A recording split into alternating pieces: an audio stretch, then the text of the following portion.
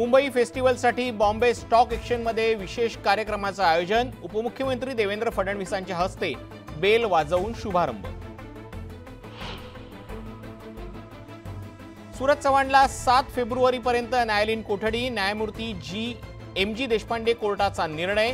खिचडी घोटाळ्यात सूरज चव्हाण आहे आरोपी।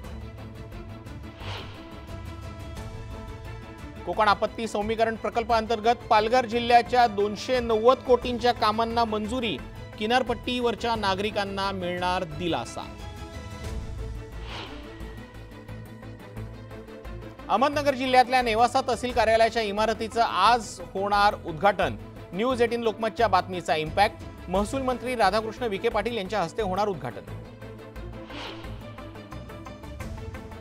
दापोलीत कर्नाटकी मिरची खरेदीसाठी नागरिकांची झुंबड। मिरची निम्म्या दरात विकत मिळाल्याच्या बातमीनं दापोली एसटी स्टँड परिसरात नागरिकांची गर्दी।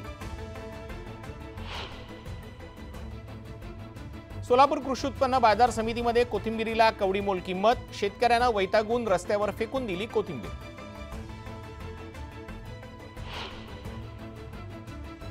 लासलगाव बाजार समितीमध्ये कांद्याच्या दरात मोठी घसरण। कांद्याचे सरासरी भाव 900 ते 950 रुपये प्रति क्विंटलवर शेतकरी हवालदिल।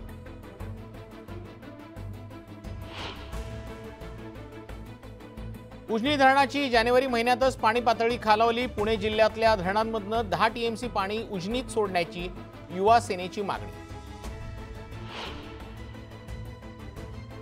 सह्याद्रीच्या कुशीत वसलेल्या सातेरी पर्वतरांगांचं विहंगम दृश्य कॅमेऱ्यात कैद। ढग जणू जमिनीवर उतरल्याचा आभास।